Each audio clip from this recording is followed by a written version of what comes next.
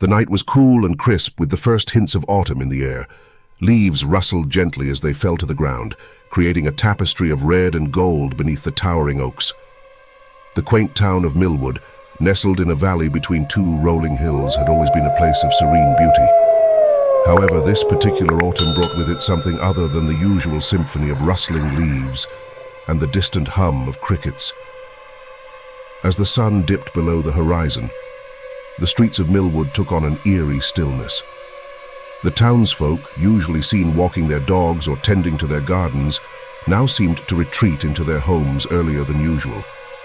An unusual hush blanketed the town as it settled into the heart of the spooky season. One family, the Andersons, had recently moved to Millwood from the bustling city. The city's chaos and constant hustle had become too much for them, so they sought solace in the peaceful embrace of a small town.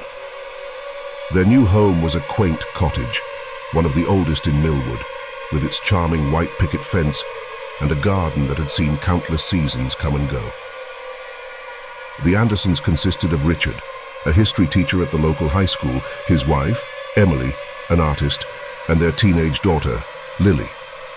They had chosen the small town to provide Lily with a simpler and safer environment to grow up in. The house, while showing signs of age, had a certain charm that won them over. It had a history, a soul, they believed. Little did they know just how much history it held. Their first few weeks in Millwood were serene and idyllic. They explored the town, met friendly neighbors, and enjoyed the picturesque scenery. But as the spooky season arrived, things took a peculiar turn. It started with subtle, almost imperceptible sounds, muffled footsteps, whispers carried by the wind, and creaks in the dead of night. At first they brushed it off as the house settling, as all old houses tend to do.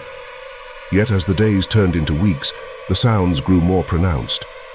Emily would be in her art studio, engrossed in her work, when she would hear a faint whisper coming from the corner of the room.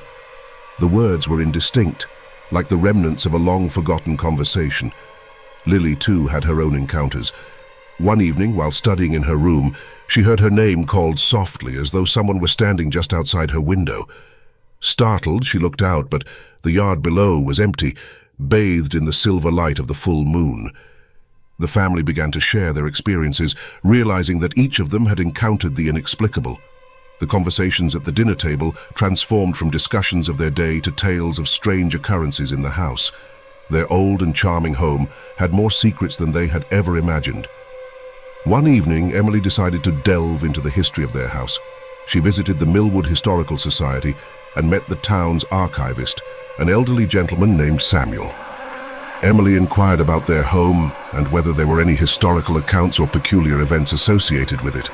Samuel's eyes seemed to twinkle with a secret as he embarked on a narrative of Millwood's history. He told Emily about the origins of their cottage. It was built in the late 1800s by a reclusive artist named Thomas Harrow.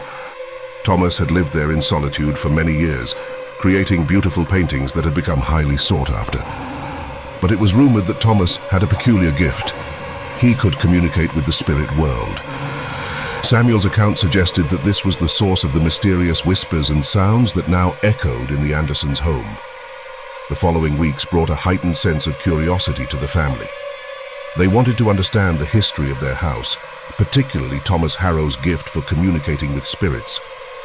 This fascination led them to visit the town's library, where they found old newspaper articles and journals that shed light on their house's enigmatic past. Thomas Harrow had indeed been known as a spiritualist, a man who attempted to bridge the realms of the living and the dead. His works delved into seances and mediums, and he believed that the spirits of the departed held profound wisdom.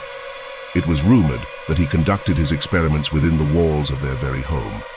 As the family delved deeper into Thomas Harrow's writings, they began to wonder whether his experiments had somehow left an imprint on the house itself.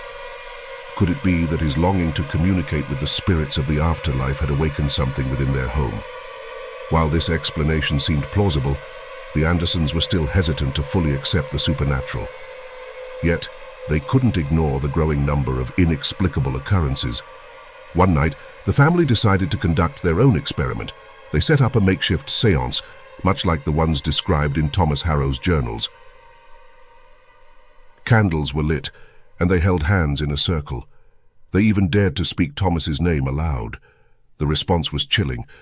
As they chanted his name, the air in the room grew heavy, and a sudden gust of wind extinguished the candles. In the darkness, a voice, faint yet undeniable, whispered, "Help me!" Fear seized the family, and they quickly disbanded their circle. This was no longer an innocent exploration. They had unwittingly stirred something within their home. They were now faced with a choice: confront the spirit of Thomas Harrow, or seek a way to restore their home to its former serenity.